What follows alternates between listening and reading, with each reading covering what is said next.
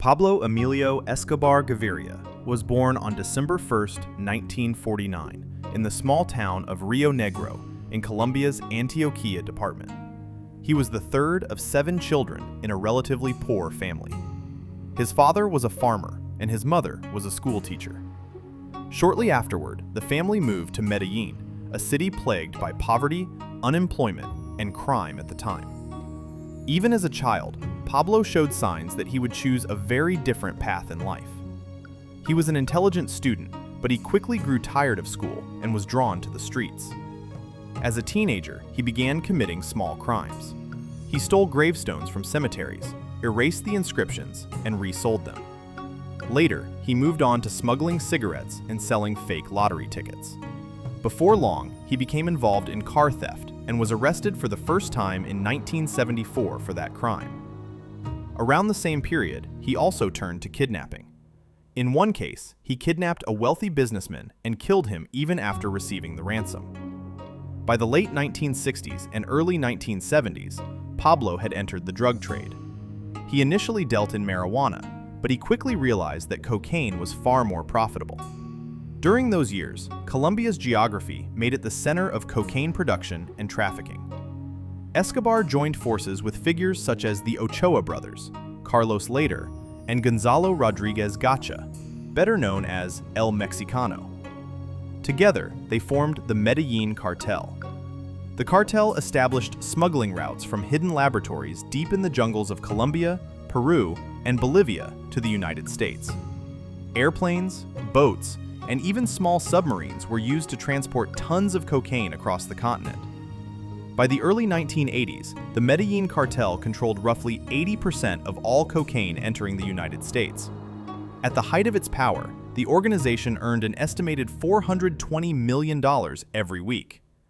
Escobar's personal fortune at the time of his death was estimated to be around $30 billion, and for several consecutive years, his name appeared on Forbes magazine's list of the world's wealthiest people. With his enormous wealth, Pablo Escobar built an extraordinarily luxurious lifestyle.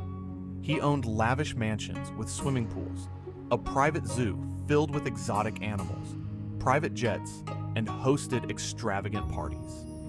Yet at the same time, he built affordable housing in Medellin's poorest neighborhoods, constructed soccer fields, and distributed money and food to the poor. Because of this, many impoverished residents viewed him as a modern-day Robin Hood and supported him. This contradiction became one of the defining features of his public image. On one side, a generous benefactor to the poor. On the other, a ruthless killer. His infamous motto was plata o plomo, meaning silver or lead. In other words, take the bribe or face a bullet. Anyone who stood in his way or refused to cooperate risked being murdered. Police officers, judges, journalists, politicians, and even members of the rival Cali cartel became targets of his campaign of violence.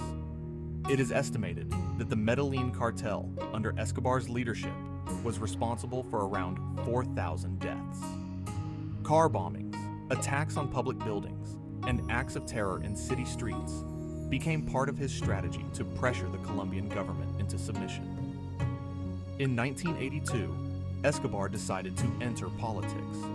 He became an alternate member of Colombia's Congress, but his criminal activities were soon exposed, forcing him to resign. From that moment on, a full-scale war erupted between Escobar, the Colombian government, U.S. authorities, and the rival Cali cartel.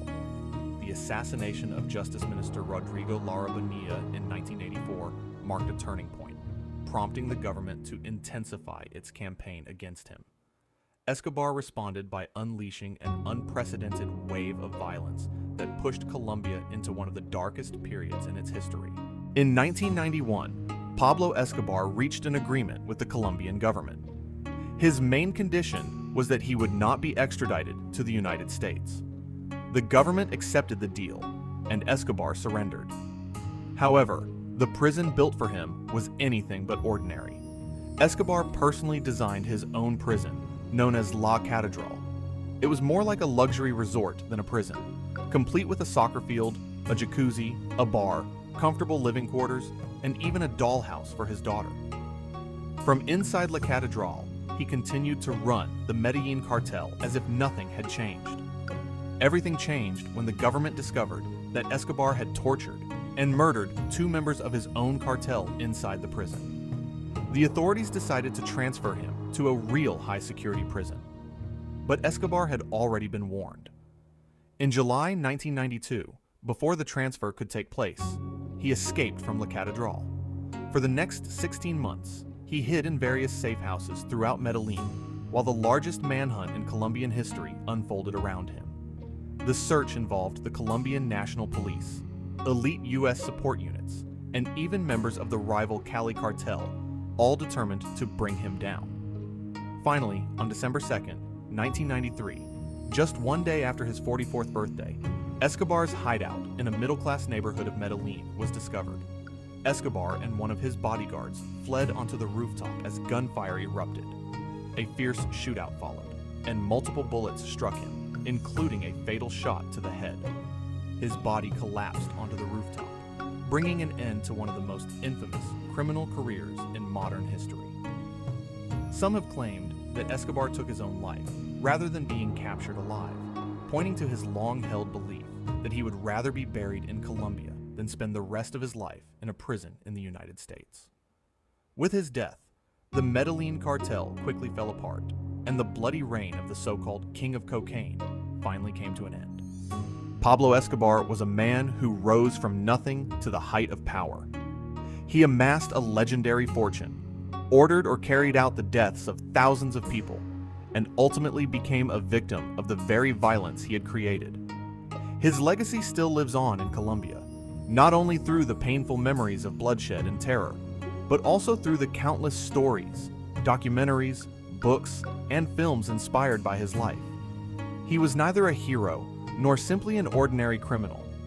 He was a product of the unique circumstances of his time and place, a man who defied the law and, for a brief period, built an empire powerful enough to challenge governments.